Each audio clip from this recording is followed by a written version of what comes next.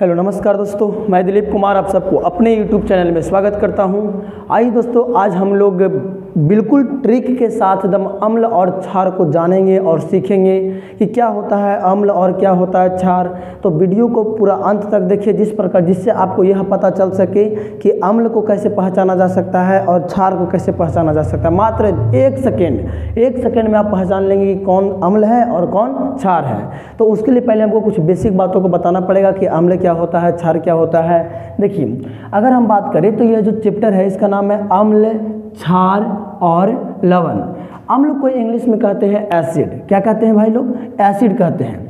Acid के मतलब होता है यानी अम्ल के मतलब होता है कि वैसा पदार्थ जो स्वाद में खट्टा हो, यानी कि जब उसको हम लोग खाते हैं, आहार के रूप में लेते हैं तो उसका स्वाद कैसा रहेगा?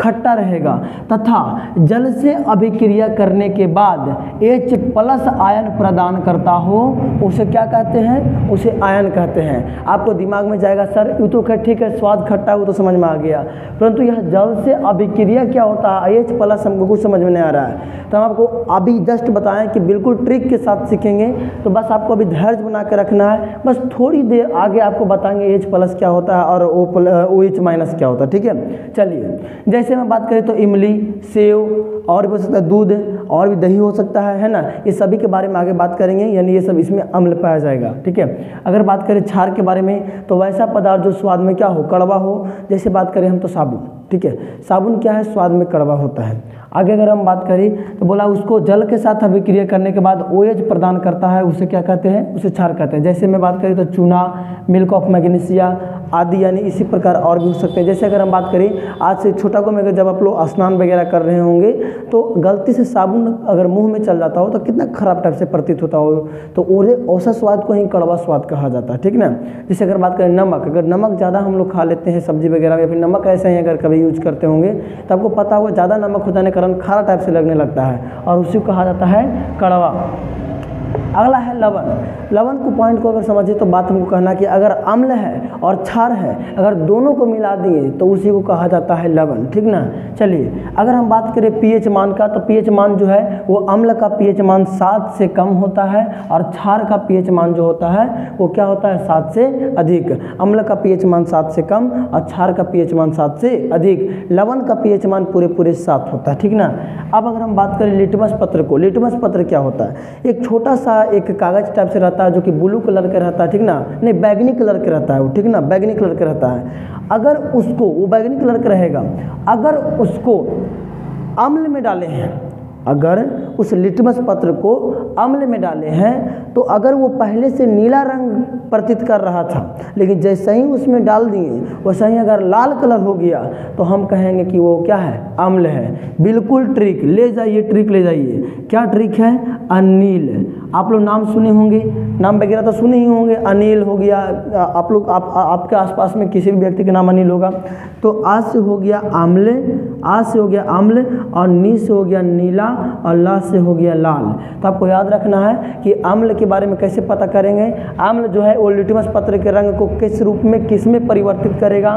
तो अम्ल जो है वो लिटमस पत्र के रंग को नीला से लाल में करेगा, नीला से लाल में। लेकिन अगर हम क्षार में बात करें, क्षार में ये किस में आ गया? ये अम्ल में। अगर क्षार में बात करते हैं इसको ट्रिक रखना छलनी, नाम याद रखना छलनी। वो जो छलनी चाय छानने वाली होती है। छा से होगी आपको जा कर के क्षार, और ला से होगी आपको जा कर के लाल, और नी से होगी आपको जा कर के नीला।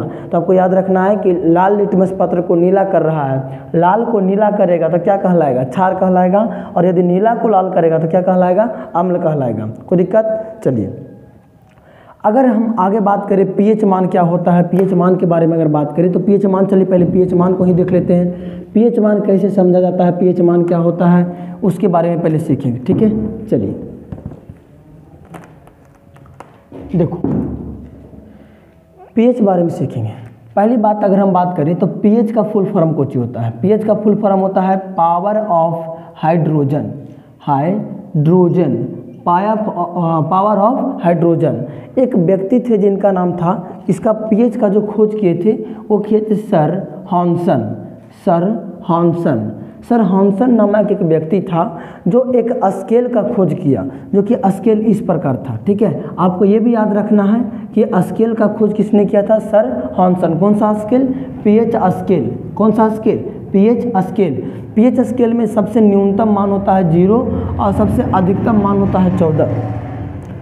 आपको अगर हम बात करें तो पीएच स्केल में सबसे न्यूनतम मान कितना हो जाता है? 0 और सबसे अधिकतम मान कितना होता है? 14। एक बात बताओ, बीच में कितना होगा? 7। बीच में क्या होगा? 7।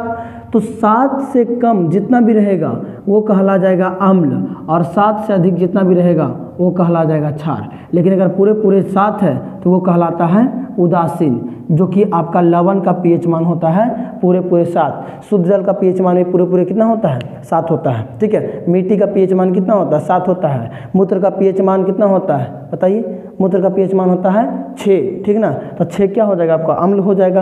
अगर रक्त का पीएच मान कहें तो होता है 7.4, जो कि आपको क्या कहलाएगा? क्षार कहलाएगा। ठीक है। आगे चला जाए, मिटा दें इसको।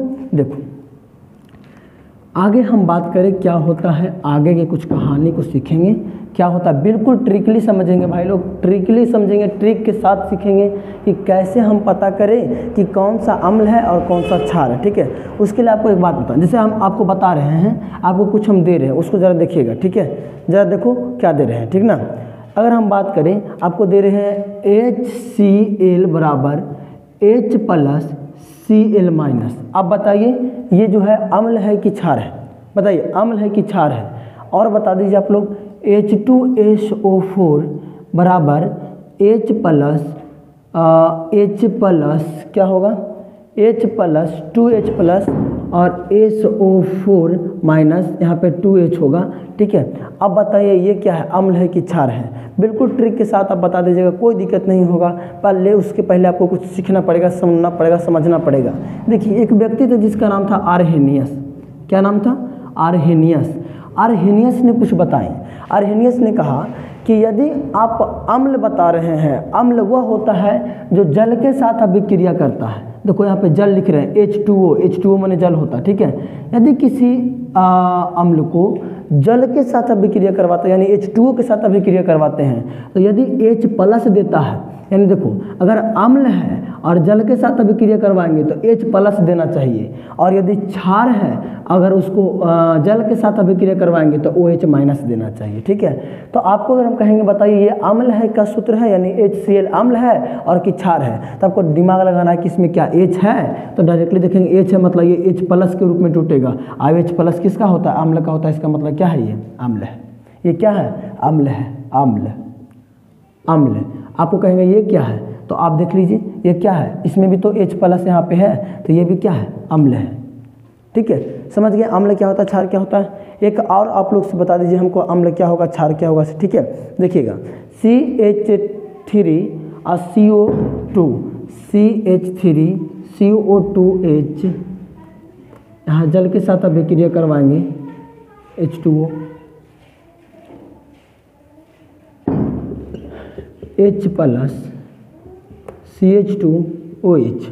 आप उतना मत देखिए, अब बस आप ये देखिए कि ये अम्ल है कि क्षार है, से बता दो अम्ल है कि क्षार है। तो डायरेक्टली सर देखेंगे H+ से मतलब क्या है? अम्ल है। ये क्या हो गया? अम्ल हो गया। और यही स्थान पर यदि आपको OH- रहता, ऐसे रहता, OH- रहता, तो कहला जाता क्या चाहिए? कहला जाता क्षार कहला जाता। ठीक है। तो आपको कोई दिक्कत यहाँ तक? कोई भी दिक्कत है आप लोग को तो बताइए, हमको कोई भी दिक्कत नहीं होनी चाहिए। चलिए आगे चलते, पहचान लिए कि कैसे हम लोग देखेंगे कौन सा आपका क्या है? अम्ल है और कौन क्षार है। चलिए अब हम लोग देखेंगे कौन सा पदार्थ में कौन सा अम्ल पाया जाता है। बहुत ज़रूरी है, बहुत ज़्यादा इंपॉर्टेंट है। अगर हम एक पट्टी लिखे पदार्थ है और एक पट्टी लिखे कौन सा अम्ल पाया जाएगा, यानी अम्ल है, तो आपको बताना पड़ेगा। जैसे बात करें हम सेव, सेव में सेब होता है, सेब नहीं होता है। सेब में कौन सा अम्ल पाया जाएगा? मैलिक अम्ल। कौन सा अम्ल? मैलिक अम्ल। अगर हम बात करें दही या फिर दूध, दही एग्जाम में पूछेगा दही, तो दही में होता है लैक्टिक अम्ल। अगर हम बात करें इमली, इमली में क्या होगा? टार्ट्रिक अम्ल। अगर हम बात करें अंगूर में क्या होगा? अंगूर में भी टार्ट्रिक अम्ल होगा। ठीक है। अगर हम बात करें चाय, तो चाय में होता है टैनिक अम्ल। क्या होता है? टैनिक अम्ल। अगर हम बात करें चाय हो गया, उसके बाद अगर बात करें हम तो और भी कुछ हो सकता है। कच्चा आम, यानी आम में अगर बात करें तो आम में भी मिलेगा जाकर के आपका टार्ट्रिक अम्ल। टार्टरिक अम्ल। अगर चींटी के डंक में बात करें, चींटी के डंक में बात करें तो ये होता है फार्मिक अम्ल। क्या होता है? फार्मिक अम्ल होता है। ठीक है, इसी प्रकार के और भी हो सकते हैं एक आधो को पदार्थ, हमारे ध्यान से भी उतर रहा होगा। आपको ध्यान रखना है कौन कौन जरूर बहुत ज़्यादा इंपॉर्टेंट है इमली वाला। ठीक है, इमली में कौन सा अम्ल तो हो गया आपको जाकर के टार्टरिक अम्ल। ठीक है, आशा करते हैं आप लोग पहचान लिए होंगे, आराम से पहचानिएगा, कोई दिक्कत ही नहीं है इसमें। ठीक है, तो आशा करते हैं आप लोग को वीडियो भी अच्छा लगा होगा। वीडियो अच्छा लगा है तो चैनल को सब्सक्राइब कर लो। ठीक है, और बेल आइकन को भी दबा लो, वीडियो को लाइक भी कर लो ताकि आपको हम लोग को थोड़ा सपोर्ट मिल सके। ठीक है, यदि वीडियो अच्छा लग रहा है तो एक प्यारा सा कमेंट भी कर दो ताकि हम लोग को इससे एनर्जी मिल सके कि हाँ काम हम लोग सही कर रहे हैं। ठीक है, चलिए मिलते हैं नेक्स्ट क्लास में। इसी तरीके से आप लगातार वीडियो में जुड़े रहें, आपको लगातार कुछ ना कुछ आपको ज़रूर सिखाएंगे। ठीक है, चलो मिलते हैं नेक्स्ट क्लास में, तब तक के लिए जय हिंद।